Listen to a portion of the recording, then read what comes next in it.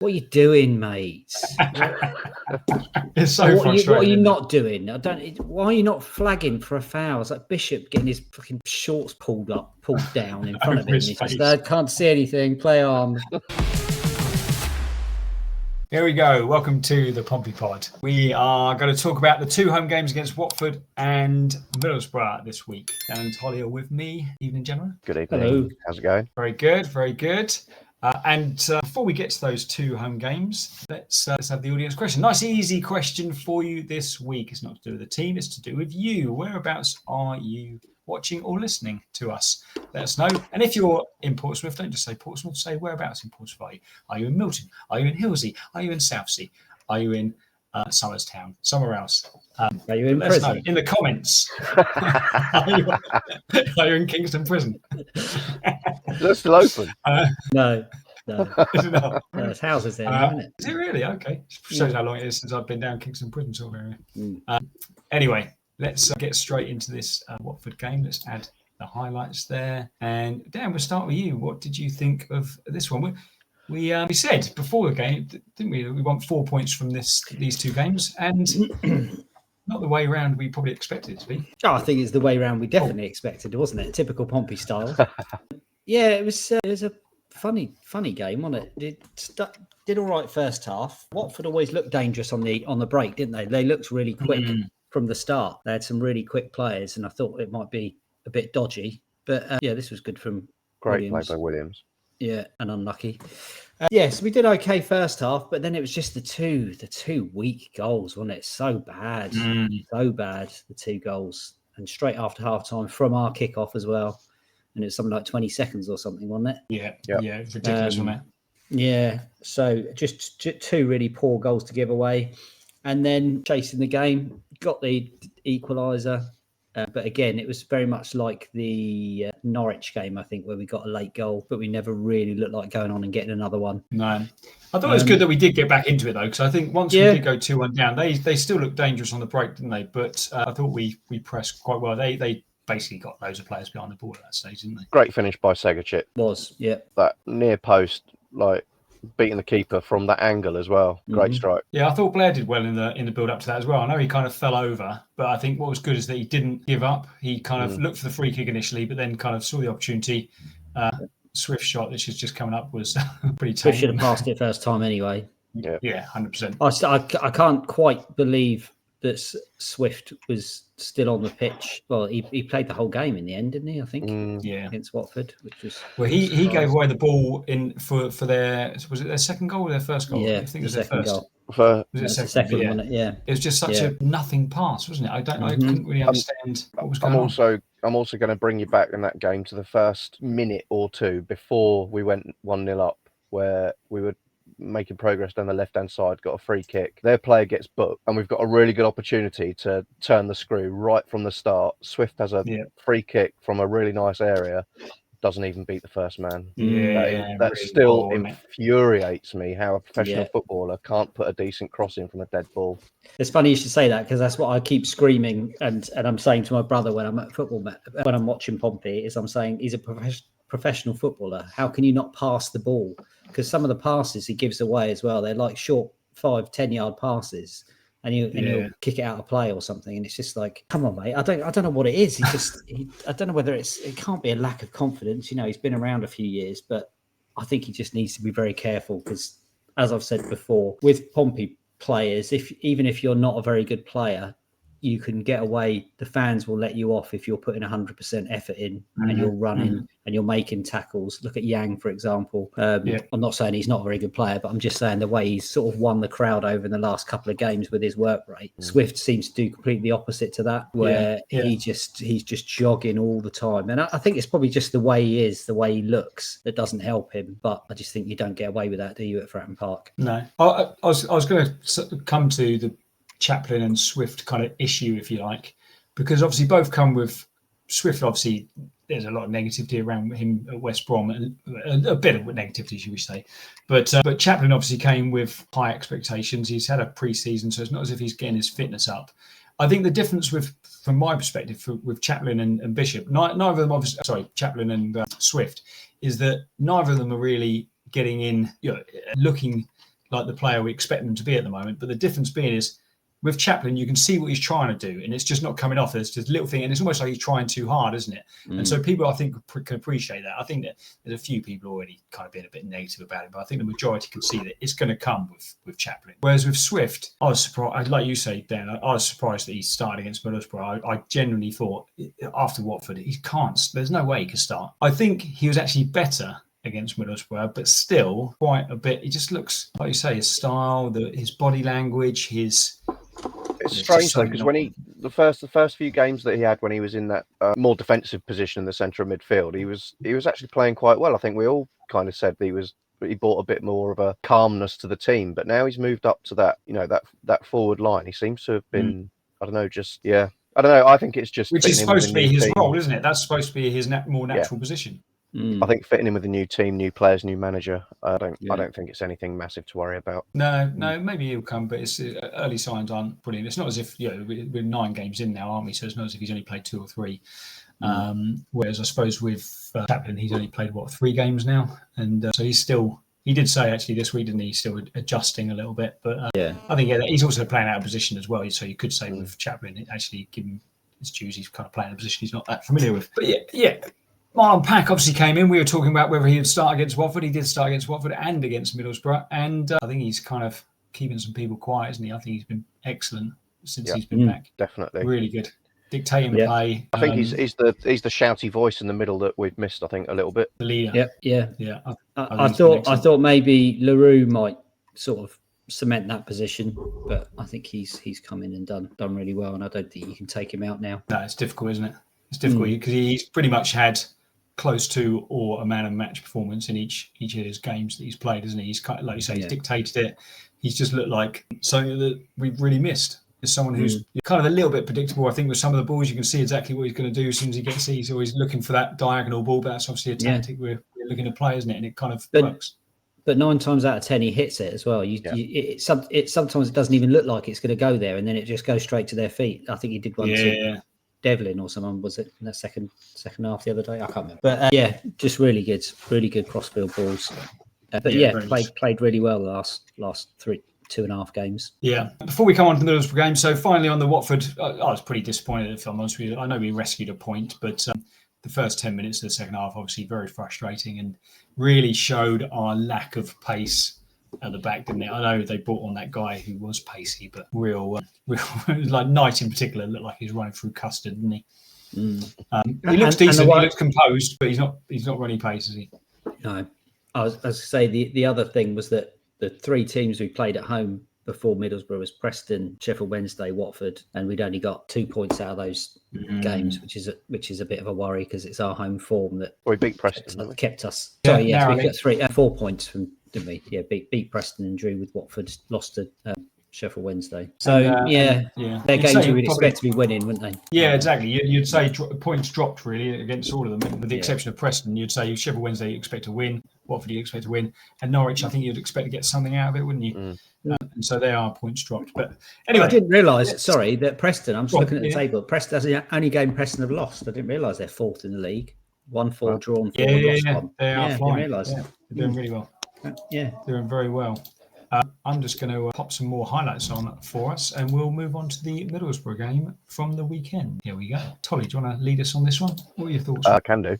I just thought we just looked a lot more disciplined than we did in the last couple of games. I thought Yang had a really great game, despite even if he didn't score, he had a really good game. He was popping up all over the pitch. A couple of times I looked down and he's there in the right back position defending, completely the opposite to where he's playing, and he was all over the place. That's a great ball back in from Williams. Great save by Williams from that diagonal cross by, I think it was Dizelle, wasn't it? That's right. Really easy to get that ball wrong, isn't it? Where he's drilled it, because it's obviously come to him and he's just hit it first time. And it's like a side foot volley, isn't it? Yeah. Great finish. Really Control it and keep it down like that as well. Put it in the corner. That's a great finish. So similar, not dissimilar to his goal against Watford, really, isn't it? And he had obviously that other one that keeper turned over the bar. So he kind of arriving late and hitting them first time seems to be his forte, doesn't it? But I think we looked a lot more composed, a lot more, like I say, a lot more disciplined, a lot more urgent about that. I thought the press was really good. Middlesbrough's crossing and shooting was a little bit awry, I guess, which may be a bit of a bonus for us. They didn't really get that many good balls in, and a few of their shots were high and wide. But yeah, I think massive improvement on both the Watford and the Sheffield Wednesday game. What do you think, Dan? I agree. I thought it was, like, as Tolly said, really good disciplined performance. I thought everyone worked really hard and deserved the win, made Middlesbrough look ordinary. I'd say the only thing that I think from a slightly negative point of view is that last season, if we'd won 1-0 at home to Middlesbrough, it's fine. This season, yes, we've beaten Middlesbrough at home, but it would be nice to sort of win a game where we're not clinging to a sort of 1-0. It's not just scraping a 1-0. It'd be nice to start sort of dominating these games rather than getting an early goal and then just trying to hang on, sort of keep possession. But that's nitpicking. But that's, with the players we've got now, I know we've got injuries, but it would be nice to sort of just dominate. Get a comfort zone. Yeah. And being we're at home, it'd be nice to sort of dominate a little bit more in these games. Yeah. I think against shite. Oh, yeah. And the linesman in front of us as well. Just, what are you doing, mate? It's so frustrating. What are you not doing? Why are you not flagging for a foul? It's like Bishop getting his fucking shorts pulled down in front of him. He's just, I can't see anything. Play on. It is ridiculous. And there was a situation, I can't remember who got booked for us. It was shortly after Bishop had practically been wrestled, like rugby tackled to the ground. About 2 minutes later, one of our players, I can't remember who it was in the second half, the slightest of touches, kind of over in the right back position, and got a yellow card for it. And it's kind of like, you've got to be kidding. Come on. Yeah. There's got to be some sort of level of consistency there, isn't it? You can't give one and not the other. Well, you can't even give the one that was given. They're just so weird. They're just so weird and arrogant, these refs. I don't know. Because he was doing telling the goalkeeper to hurry up as well. And he was doing it against Watford as well. And what they do is they go like this to the keeper. They go, come on, hurry up. And then they turn around and deliberately run that way. So they're not looking at the keeper. And it's just like, be a man, turn around and watch him and then go, oh yeah, you've taken too long. There's a booking. Yeah. But it's just like they have to let it go for about 4 or 5 times and then they finally book them. It's just like, well, that's not in the laws of the game, is it? That you have to leave it 4 or 5 times and then you book him. It's if they're taking too long, fucking book them. There's the little soundbite for the beginning. I thought against Middlesbrough, I think disciplined is the right word, isn't it? We were really, really well disciplined, and I think if you look at the fact that obviously Middlesbrough haven't scored truckloads of goals, they're not like Coventry, are they? They had started really well, and they've been consistent and they've been solid. But I think what was particularly pleasing is the fact that they had been so good up to this point, Middlesbrough, and I think our discipline has stopped them from actually creating any real clear-cut chances, didn't it? If you look at the players they've got on their team, particularly I'd say Hayden Hackney, who's probably the best or up there with the best centre midfielders in the division. He touted that he was going to go to the Premier League in the summer, and they managed to keep hold of him. If you didn't know who he was, you probably wouldn't know that much that he was playing. He barely got a look in, and I think that's down to the way that we played, and we kind of nullified his threat. So I thought that was good. It was good all round. Yeah, good. Yeah. But like I say at the beginning, it's very typical Pompey, isn't it? That we expected to beat Watford and hopefully get a draw or a point against Middlesbrough, and we do it the other way around. We scrape, draw, and get the 3 points against Middlesbrough. But what it does do is puts us in 14th in the league, which is kind of nice. 3 wins, 3 draws, 3 defeats. Very typical Pompey. Still a slight concern with me about goal scoring, but I think that will come once we start getting players back and start getting people like Swift and Chaplin more in the game. Looking at the games that are coming up after the international break, chaps, we've got Leicester away, Coventry at home, Stoke at home. That's 3 tough games, isn't it? Stoke I'm not worried about. It's just a bit of a joke there at fifth. It's just Stoke, isn't it? It's Stoke. Be a 6-1. The other two, yeah, not at Fratton Park. No, that's a good point. It is a good point. The other two, yeah, more of a concern. Yeah. Coventry look very good at the moment, don't they? They're 3 goals a game for fun. Yeah, 3 goals a game. Just kind of real worry. The only positive about that is it's down at our place. I think if we were going to theirs, I'd be really concerned. But I think we could possibly, if we're disciplined. And we did hammer them last year, didn't we? Mm. When Lang got awful. Yeah. Oh yeah. The international break might hopefully upset their momentum a little bit. Yeah, hopefully so. They're going to have a blip at some stage, aren't they? Hopefully at the start after that. All right. Okay. So we are 14th after 9 games. It's not bad.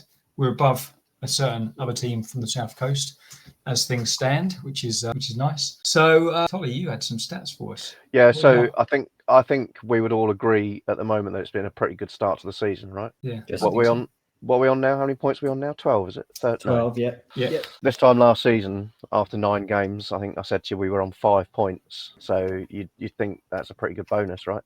However, I'm gonna temper your excitement, because if you look at the specific fixtures that we've played in comparison to last year, taking into account obviously the relegations and the promotions, we're actually 1 point behind last year. Ollie. Who are you comparing Southampton with? Are you giving Southampton Well, Leeds, I'll give you a choice, Sunderland? because obviously I've got them written down here. So Preston at home last year we won. Yep. West Brom away last year we lost. Mm-hmm. So that's an extra point. So that's an extra point. Norwich at home last year We drew. we drew. So that's that point back to gone. 0. Yeah. Oxford away last year we beat. So that's fine. Still 0. Yeah.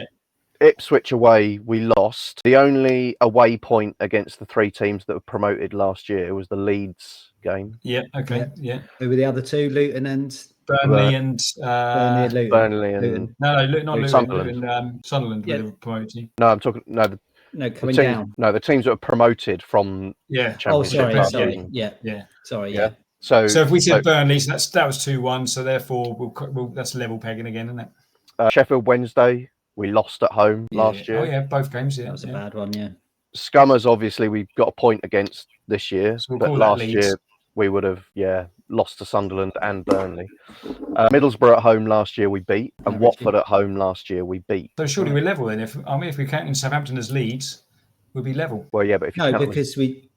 Yeah. Anyway, regardless, we're a point behind of where we are last year. Yeah. I'm going to dispute that. I'm going to say if Southampton was Leeds, we'll be level on points, because you could say that Burnley would be Leicester, and you could say Sunderland would be, let's say Sunderland are. I actually used Sunderland as a replacement for Southampton, given that Sunderland went up as the 3rd place playoff winner. Okay. And Southampton came down as the worst team in the Premiership last season. Yeah. All right. So if we replaced Southampton with one of the relegated teams, we lost away to Luton. We lost away to, who was it? Who else came down last season? Luton. We did. Southampton and Sheffield United. And we lost away to them. Yeah. So I think the difference being is you're right. Obviously, like for like, but I think the difference being is about momentum, isn't it? And I think this time last year we were genuinely concerned. I think even all the way up to kind of mid-November, we were genuinely concerned that we're going straight back down, because we couldn't buy a win, could we? Or we couldn't buy any consistency. Whereas we then found it in the second half of the season. And I know you've got to play all the teams and what have you and blah, blah, blah. But I think sometimes momentum can make a big difference. Kind of if you have a run of 3 or 4 games against other teams and then you play a big team, that can help you. I think the good thing about this season is we haven't been spanked. You think by this time last year, we'd just had the Stoke and Cardiff games, hadn't we? So that's where because the first 7 we were like, okay, we didn't expect to get a lot out of the first 7 anyway. We've got 4 points, that's fine. But then we got Stoke spanked us on that midweek game, and that's when we were like, oh, okay, we're now in trouble. True. That's true. Most of our performances away from home last year, a lot of them were really poor, weren't they? Really poor, sort of first minute through to the 90th minute. Whereas this season, our away form has been much better. So yeah, I see what you mean. No, I totally agree. But I like this. Them's the facts. All right.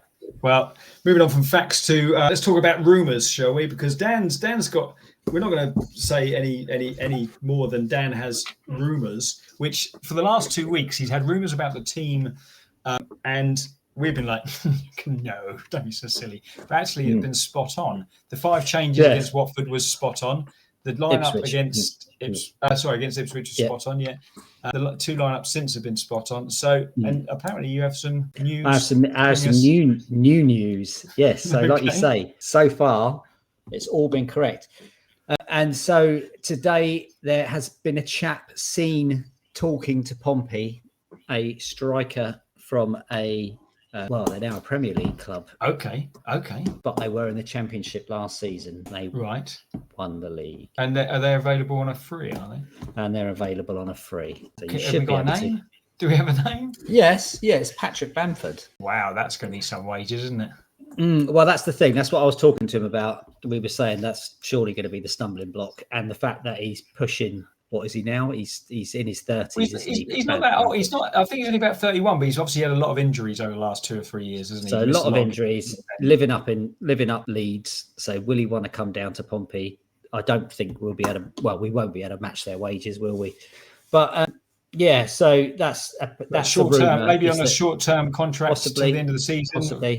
10 grand a week. Yeah, because he's not earning anything at the moment. I'm not so sure about people were mentioning him at the beginning of the season as well, and I thought I don't think he's not a very good fit for Pompey due to the things that I always go on about, the work rate, because he's another one of those that can look sort of lazy and a bit inconsistent, and I don't see how. Obviously, it's for somebody to give Bishop a bit of competition, but I'm not sure how that would work with Bamford up there, because he's not. I know he does play striker, but he's not an out and out. He's not going to win the headers, and he's not going to put himself about that Bishop does, the way Bishop does, get those knockdowns. And I'm not sure. I'm not sure how it'd work. I would say if you had a Patrick Bamford from pre-injuries, A, I don't think he'd be talking to us at all. But B, I'd be more inclined to say, yeah, he'll offer us something different to what Bishop does, for sure. And he'll score goals. He'll score goals at the Championship level. I just wonder, I don't know what injuries he's had over the last couple of years, but I know he's seldom played. And therefore, that would make me think, is he going to be just an expensive bench player? I don't know. But why would he? I don't see why he would come to Pompey. Surely there's to sit on the bench. It's difficult. There's no two ways about it. I would. A lot of people are saying, obviously the people who aren't big fans of Bishop are saying, well, let's give Kirk a run out. Let's see what he's like. Not being funny. Kirk's coming from second division Scottish, second tier, and even then, I don't think he's a regular. So that for me isn't an immediate option. I wouldn't even say Waddingham would be an immediate option. I think Bishop is the only option up top at the moment, isn't he? And I don't know if any of you saw the interview with Josh Murphy the other day. He was talking to Ocean Colour Scene, and he was saying that he said, "What?" They said, "What is it?" He said, "What is it about last season?" He said, "The key thing about last season was when Colby came back." He said, "When Colby Bishop came back, he said everything changed about the way we played, how we played." He said he brings so much more to what people see in his game. He's so important to the overall style of play. And not being funny, Murphy's one of the best players in the league, and for him to say that, I think he knows a bit more about football than what the majority of people in the stands do, don't they? Yeah, for sure. What would you say, Tolly? Would you take Bamford? Don't know much about him, Mike, to be quite honest. But I think, Bishop's always getting criticism when he goes a few games without a goal, isn't he? And I totally agree that he gives so much more to the team than people realise. And I don't know, I saw somebody on social media the other day going, but it doesn't matter how much effort he puts in. He's not scoring any goals. No, he's not, but he's not really getting the service that he feeds off at the moment, is he? No, we said it's no secret with Murphy off the pitch. Murphy's not whipping the crosses in. Yang has been playing well, but I don't recall him putting a lot of crosses in. Blair hasn't put one in yet. I don't think he's worked hard. I haven't seen him put one single cross in as yet since he's come on. Well, you got two players, haven't you? Chaplin likes to just whack it as hard as he can and say, goes out for a goal kick because he's trying. But both of them cut inside, don't they? And try to look for a shot. The same with Segacic. They all cut inside. They're not the sort of player who, unlike Murphy, who could go either way. He could cut inside and have a shot on his right, or he could go down the wing and cross it in with his left. So I don't know. One thing I would say about Bamford, by the way, is I've heard him on a few podcasts in the past over the last 4 or 5 years, and he is quite a character, should we say. So he might be quite good around the squad. I don't know. I'm kind of 50-50. I like the idea of having someone else who's experienced in there and has scored a goal in the Championship, but I'm worried about the fact he's been out for a good part of the last 2 years and would be pretty expensive. Anyway, good rumour, Dan.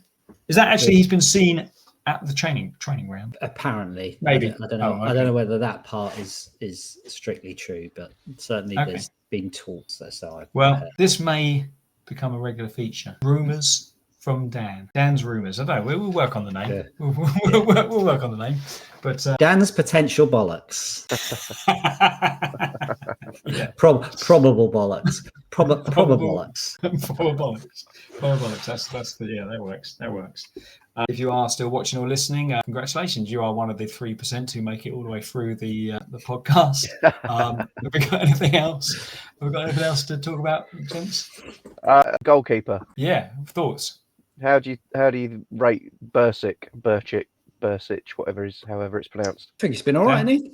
Yeah, Yeah. been okay. I don't think. I mean, the Watford Middlesbrough games, he hasn't had a huge amount of shots on target to deal with, but his handling's been all right. Kicked a couple out, hasn't he? But nothing too bad. Yeah, I think he seems all right. And I did hear him sort of barking at the other day when we had a corner, and you could hear him shouting, and I thought, well, that's good. He's got a big old loud voice.